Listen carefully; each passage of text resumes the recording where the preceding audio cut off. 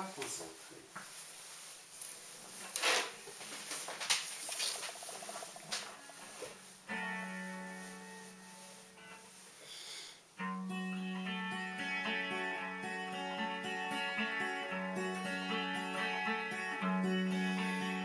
Il ne reste que quelques minutes à ma vie, tout au plus quelques heures, je sens que je faiblis. Mon frère est mort hier au milieu du désert, je suis maintenant le dernier humain de la terre. On m'a décrit jadis quand j'étais un enfant, ce qu'avait l'air le monde il y a très très longtemps, quand vivaient les parents de mon arrière-grand-père, et qu'il tombait encore de la neige en hiver. En ces temps on vivait au rythme des saisons, et la fin des étés apportait la moisson. Une eau pure et limpide coulait dans les ruisseaux, où venaient s'abreuver chevreuils et orignaux. Mais moi je n'ai vu qu'une planète désolante, paysage lunaire et chaleur suffocante, et tous mes amis mourir par la soif ou la faim, comme tombent les mouches jusqu'à ce qu'il n'y ait plus.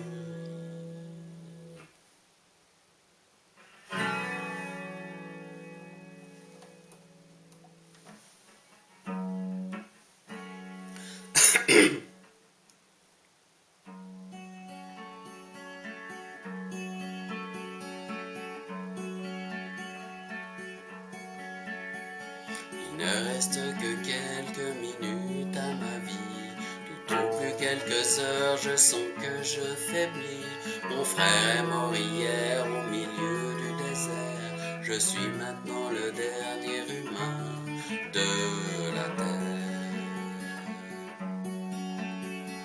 On m'a décrit jadis quand j'étais un enfant, ce qu'avait l'air le monde il y a très très longtemps, quand vivaient les parents de mon arrière-grand-père, et qu'il tombait encore de la neige en hiver. En ces temps on vivait au rythme des saisons, et la fin des étés apportait la moisson. Une eau pure et limpide coulait dans les ruisseaux, où venaient s'abreuver chevreuils et orignaux.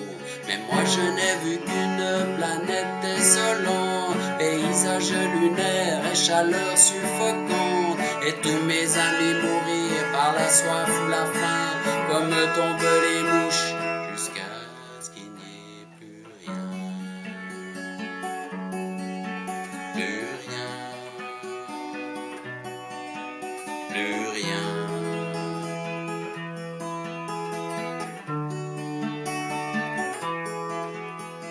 Il ne reste que quelques minutes à ma vie, tout au plus quelques heures, je sens que je faiblis. Mon frère est mort hier au milieu du désert, je suis maintenant le dernier humain de la terre. Tout ça a commencé il y a plusieurs années, alors que mes ancêtres étaient obnubilés par des bouts de papier que l'on appelait argent, qui rendaient certains hommes vraiment riches et puissants. Et ces nouveaux dieux, ne reculant devant rien, étaient prêts à tout pour arriver à leur fin. Pour s'enrichir encore, ils ont rasé la terre, pollué l'air ambiant et tari les rivières. Mais au bout de 100 ans, des gens se sont levés et les ont avertis qu'il fallait tout stopper. Mais ils n'ont pas compris cette sage prophétie, ces hommes-là ne parlaient qu'en termes de profit.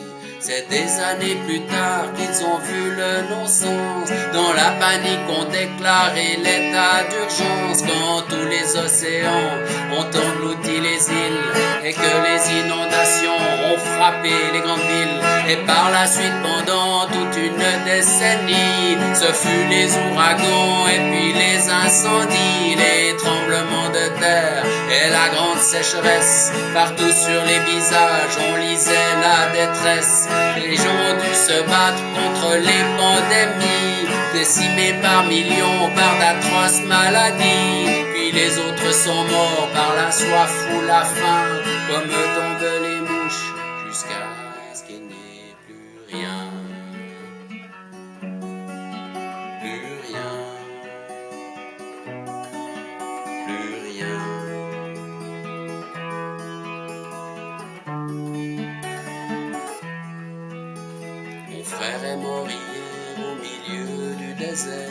Je suis maintenant le dernier humain de la terre. Au fond, l'intelligence qu'on nous avait donnée n'aura été qu'un beau cadeau empoisonné, car il ne reste que quelques minutes à la vie.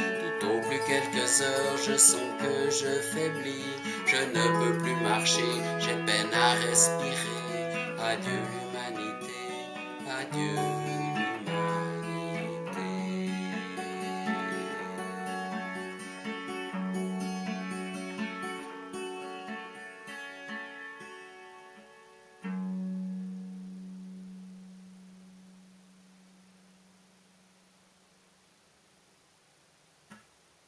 Peut-être celui-là.